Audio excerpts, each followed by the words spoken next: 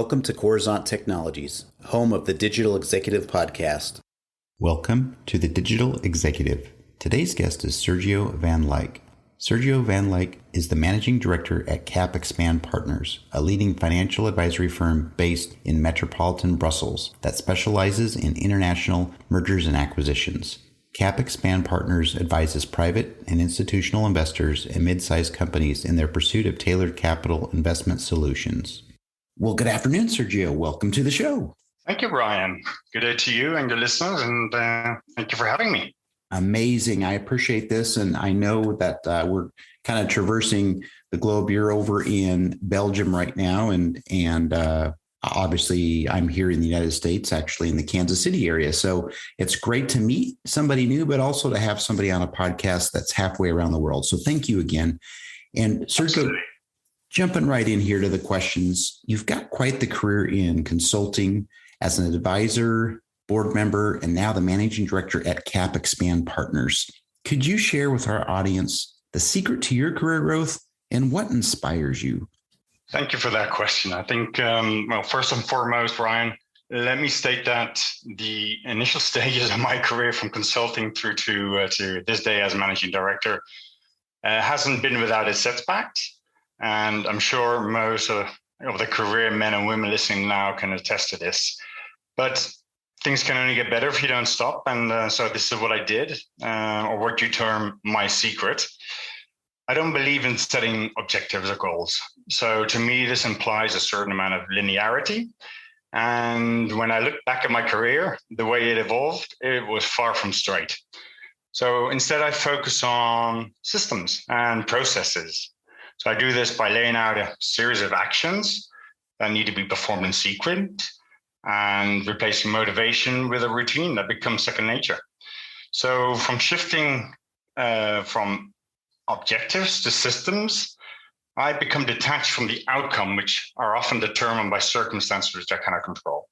So if you're an entrepreneur or a corporate leader, I think a system mindset is really what helps to avoid disappointment. So even on a bad day when things don't go my way, I can still find peace since I've done the best I could.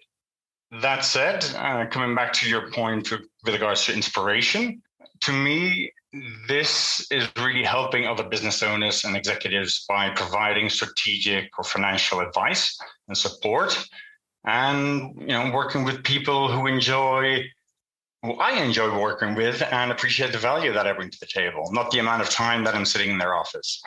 So, at the end of the day, this enables me to balance work with other important things in my life, which includes spending time with my family, kids, and closest friends. Thank you for sharing that, Sergio. I appreciate that. And you've got a very positive outlook on how you look at things, kind of the glass half full. So thank you again for sharing that. And Absolutely. Jumping into this pandemic, hopefully we're going to go back to normalcy at some point, but who knows? But obviously, we don't want to talk about your plans for business growth going forward. Will it be any different than what it was during the lockdown? Well, CapExpand Partners in its current form was really established during the pandemic.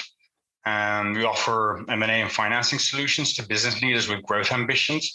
So our team, in that sense, operates remotely and is based on collaborations with international investors, executives, and independent associates and partners. So we believe that this particular model will provide us with the necessary resilience to continue growing going forward. Regarding our customers, I think the tech space is one of the key markets that we cover, and one that involves growing business very often by definition internationally. So what we saw in the first half of 2021 was a continued optimism in global technology, media, telecom, let's call it TMT, M&A, with record supply, capital supply and investments, IPOs, SPACs, joint ventures. So apologies for the lingo, but traditional industry boundaries, I think, are really converging, and technology is becoming, more of a central theme across any industry, creating opportunities for mergers and acquisitions. And maybe to kind of wrap up on this topic, we see three trends in particular that are really defining the technology M&A landscape. And one of them is media streaming. So the likes of Netflix and Disney, they were obviously the initial winners of the COVID economy. In 2021, their subscription acquisition rates have slowed down. And we're seeing consolidation occurring at the moment. For example, Warner Discovery merger and Amazon's acquisition of MGM. Then the second trend that we're seeing is an increased focus on SaaS and deep tech. So although SaaS continues to be and lead the way in the tech sector, we are seeing deep tech as gaining ground fast as companies focus on capability building and value creation. And then that again involves additional investments coming from private equity and venture capital funds. And then last but not least, sovereignty, which is a shift that is impacting the cross-border deals in 2021. And we're seeing an increased shift from globalization towards sovereignty and protectionism. And China is banning cryptocurrency. Digital advertising in Australia is being passed specific legislation.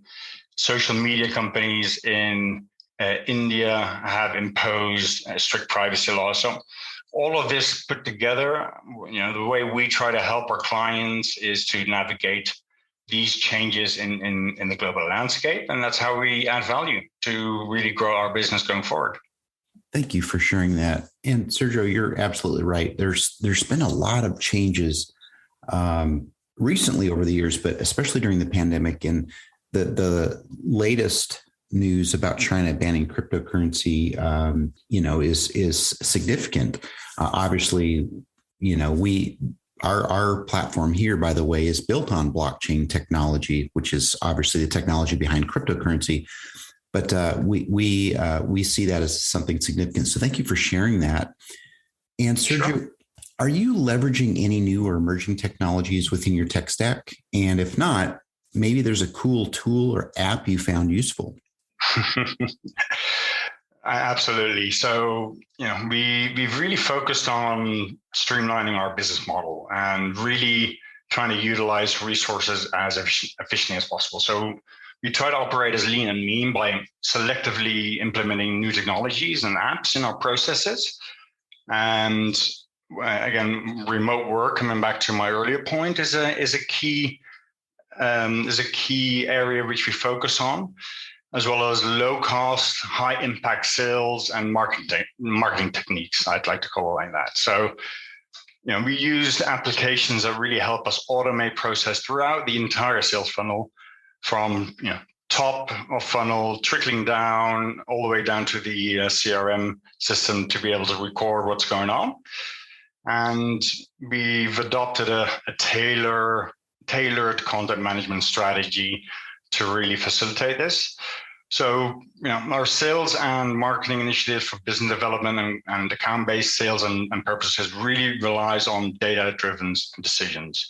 And I love this question because the growth and number of automation tools out there is simply incredible. And I am someone who has a finance background, but these types of developments really help to save time. Software like Phantom Buster can be used for social selling purposes. Tools like Lemlist are great for email campaigns. I mean, if you believe email marketing is dead, then think again. When done in a targeted manner, I think these are really powerful tools to help you save time and money. And I'm just scratching the surface here, Brian. So our team has developed AI software that matches companies with a global investor database. We really try to avoid competitive sales processes by identifying, let's call it proprietary off-market M&A opportunities.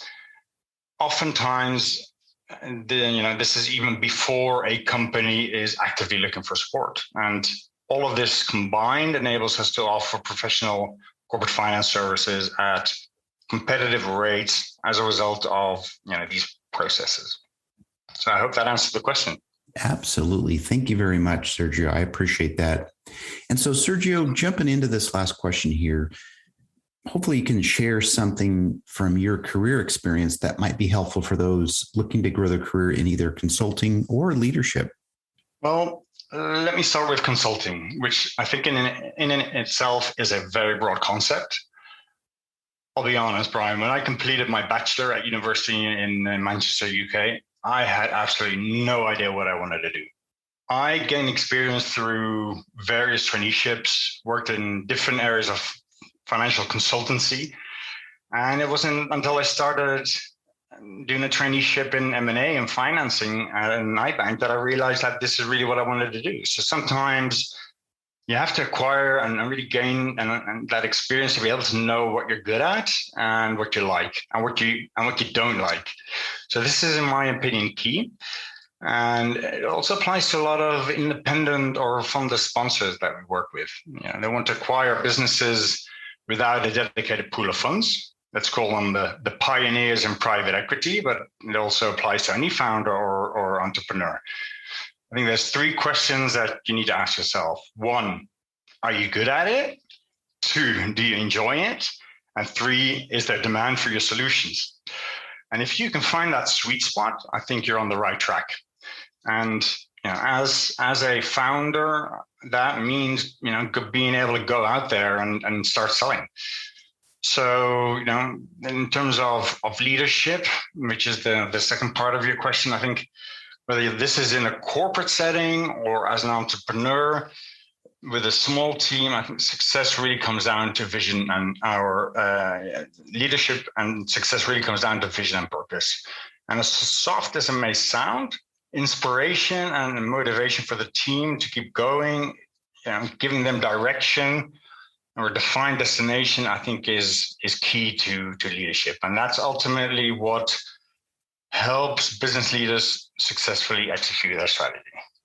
Sergio, thank you for sharing that. There were some great insights, some nuggets there for our audience, and I appreciate the share and the time that you spent here on the show today. So it was a pleasure having you on, and I look forward to speaking with you real soon.